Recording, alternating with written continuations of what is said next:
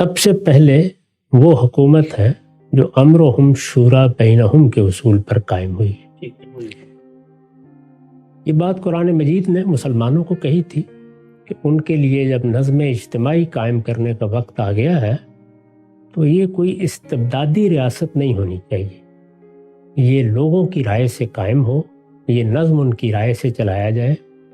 اور اس میں ہم جانتے ہیں کہ خود رسالت مآب نے یہ سنت قائم کر دی تھی کہ لوگوں کی تعداد اگر بہت زیادہ ہے تو پھر ان کے نمائندوں کے ذریعے سے ان کی رائے لے لی جائے. اگر کوئی حکومت اس اصول پر قائم ہے اور جیسے کہ اب اس اصول کو دنیا میں بھی مان لیا گیا، میں بارہا توجہ دلا چکا ہوں کہ اس وقت 4 بنیادی اقدار پر ایک لحاظ سے اجماع ہو گیا ہے، یعنی دنیا میں بڑے پیمانے پر اتفاق پایا جاتا ہے.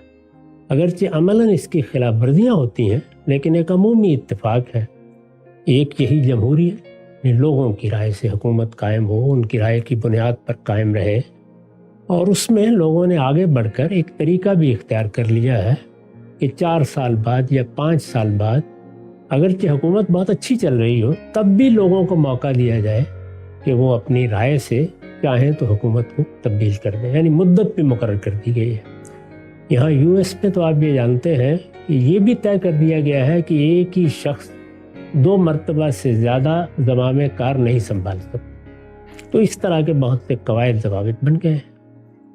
یہ حکومت اگر کہیں قائم ہے، جمہوری حکومت ہے، اس میں لوگوں کی رائے سے لوگ منتخب ہوتے ہیں پھر نظم سنبھال لیتے ہیں، پھر ایک خاص وقت کے بعد دوبارہ لوگوں کو موقع دے دیا جاتا ہے.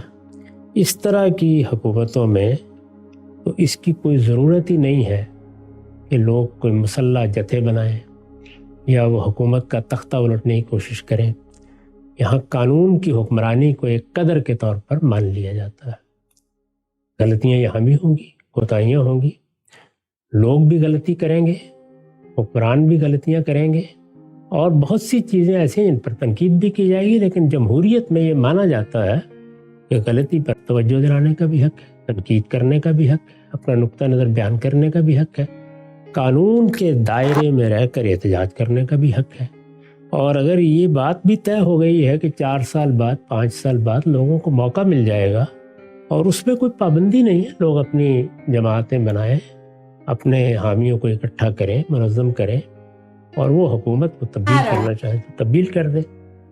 تو اللہ تعالیٰ کے دین میں یہ جائز ہی نہیں رہتا کہ اس طرح کی حکومتوں پہ کوئی پرتشدد اقدام کیا جائے. اگر مینڈیٹ چوری کر کے جمہوریت کے نام پر لوگ انتخاب کے تحت آ جائے تب کیا ہوگا؟ قانونی نظام میں قانونی کی طرف رجوع کیا جائے، قانون کی طرف رجوع کریں گے، رائے عامہ کو ہموار کریں گے، لوگوں کے اندر اس کا شعور پیدا کریں گے، یہاں تک کہ ایک وقت ایسا آ جائے کہ بتدریج یہ ممکن نہ رہے.